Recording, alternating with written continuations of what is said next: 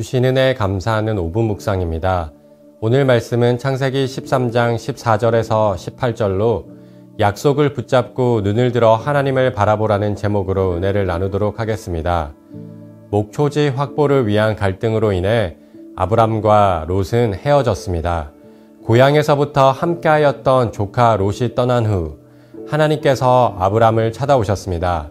아브람의 인생의 전환점과 위기의 순간마다 그러하셨던 것처럼 이번에도 하나님께서 나타나셔서 땅에 대한 약속과 자손에 대한 약속을 재확인하여 주셨습니다. 내용 관찰 첫 번째 질문입니다. 하나님께서는 아브람에게 무엇을 약속해 주셨습니까? 15절에서 17절 말씀을 보면 동서남북 보이는 모든 땅을 아브람과 그의 자손에게 영원히 주시고 또한 아브람의 후손이 땅의 먼지처럼 많아져서 셀 수 없게 될 것이라고 약속하셨습니다. 하나님은 아브람이 고향을 떠날 때 하셨던 두 가지 약속을 재확인하여 주셨습니다. 가나안 땅을 아브람과 그의 자손에게 주시겠다는 땅에 대한 약속과 큰 민족을 이루게 하겠다는 자손에 대한 약속입니다. 고향에서부터 함께하였던 조카 롯이 눈에 좋아 보이는 땅을 택하여 떠난 후 아브람은 아마 공허함과 쓸쓸함을 느꼈을 것입니다. 바로 그때 하나님께서 친히 아브람을 찾아오셔서 그의 마음을 위로하시며 하나님의 놀라운 약속을 다시 굳게 붙잡게 하셨습니다. 두 번째 질문입니다. 하나님의 약속을 들은 아브람은 어떻게 반응합니까?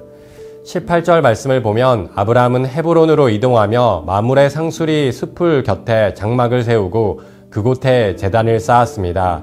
아브라함은 하나님의 말씀에 즉각적으로 순종하여 땅을 종행으로 다니며 장막을 헤브론으로 옮겼습니다.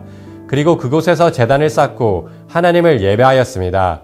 아직 어떤 약속도 이루어지지 않은 막막하고 불확실한 상황 속에서도 아브라함은 하나님을 신뢰하며 감사의 예배를 드렸던 것입니다.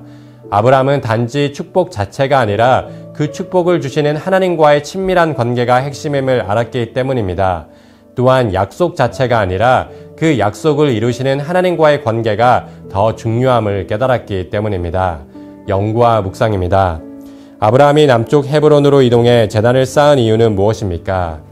헤브론은 해발 1000m에 달하는 팔레스타인에서 가장 높은 성읍이었습니다.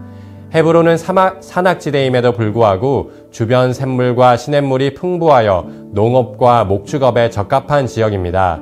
아브라함이 헤브론 상수리 숲에 거주한 이유도 이 지역이 목축에 좋은 장소였기 때문입니다. 특히 상수리 나무는 잎이 무성하고 키가 큰 나무인데요. 이런 나무가 자랄 수 있다는 것은 헤브론이 그만큼 물이 풍부한 지역이었음을 의미합니다. 뿐만 아니라 팔레스타인 지역은 4월에서부터 9월까지는 비가 오지 않는 지중해성 기후였기 때문에 유목민들은 물과 풀을 찾아 이동했습니다.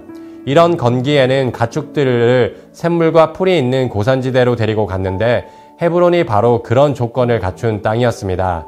아브라함은 종과 횡으로 두루다니는 가운데 헤브론에 도착하였고 이 땅이 목축업에 얼마나 좋은 땅인지 깨달았습니다.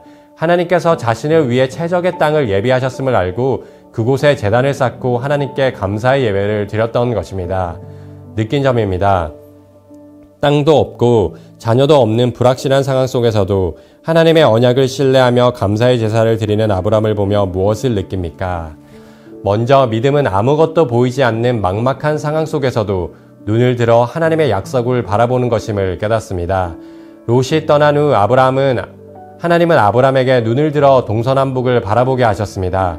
그리고 고향을 떠날 때 주셨던 땅에 대한 약속을 다시 확증해 주셨습니다. 우리 주위 환경과 여건으로 인해 믿음이 흔들릴 수 있지만 그때에도 눈을 들어 하나님의 영원한 약속을 바라보아야 합니다. 또한 믿음은 하나님의 말씀에 즉각적으로 순종하는 것임을 깨닫습니다.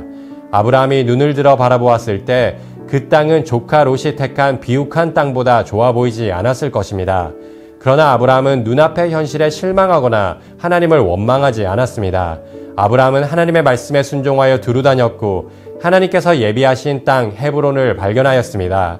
이처럼 하나님의 약속을 바라볼 뿐만 아니라 그 약속의 말씀을 따라 행하는 것이 하나님의 약속을 굳게 붙잡는 진정한 믿음입니다. 말씀에 대한 우리의 결단과 적용입니다. 우리가 직면한 현실과 상황, 그리고 사람만 바라보면 막막하고 답답할 때가 많습니다. 그러나 믿음은 현재가 아니라 미래를 바라보는 것입니다. 아직 이루어지지 않았고 눈에 보이지 않지만 하나님의 약속을 바라보는 영적인 눈이 바로 믿음입니다. 또한 믿음은 어려운 환경 속에서도 포기하고 좌절하는 것이 아니라 하나님의 약속을 굳게 붙잡고 순종하는 것입니다. 비록 우리가 처한 환경과 상황이 어렵다 하더라도 아브라함에게 신실하게 역사하신 하나님이 나의 하나님, 바로 우리 하나님입니다. 아브라함을 향한 약속의 말씀이 또한 우리를 향한 하나님의 약속입니다. 그 약속을 붙잡고 두루다니며 내가 할 수 있는 일을 믿음으로 하나하나 행할 때 우리를 위하여 좋은 것을 예비하신 하나님의 은혜를 발견하는 하루가 되길 원합니다.